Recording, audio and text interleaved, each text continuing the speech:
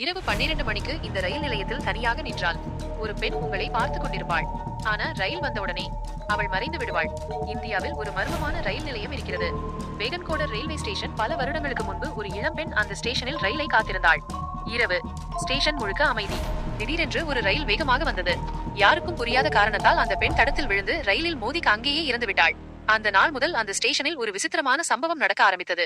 ஒவ்வொரு இரவும் சரியாக 12 மணிக்கு பிளாட்பாரத்தில் ஒரு பெண் நிற்பதை பலர் பார்த்ததாக சொல்கிறார்கள். அவள் எப்போதும் ரயில் வரும் திசையை மட்டும் பார்த்துக் கொண்டிருப்பாள். சிலர் அவளை சாதாரண பயணி என்று நினைத்து அவளிடம் பேச முயன்றார்கள். அவர்கள் அருகில் சென்றவுடன் அவள் மெதுவாக திரும்பி பார்த்தாள். அவள் கண்கள் முழுக்க கருமையாக இருந்தது. அதே நேரத்தில் தூரத்தில் ரயில் சத்தம் கேட்டது.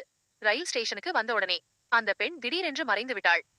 அடுத்த நாள் காலை ரயில்வே ஊழியர்கள் பிளாட்பாரத்தில் ஒரு விஷயத்தை பார்த்து பயந்தார்கள். அங்கே இருந்தது ரத்தம் சொட்டிய காலடி சுவடுகள் மட்டும். ஆனால் அதில் இன்னும் பயங்கரமான விஷயம் என்ன தெரியுமா? அந்த காலடி சுவடுகள் ரயில் பாதையிலிருந்து பிளாட்பாரம் நோக்கி வந்தது. அதாவது அவள் இன்னும் ஒவ்வொரு இரவும் ரயிலில் இருந்து மீண்டும் வெளியே வருகிறாள்.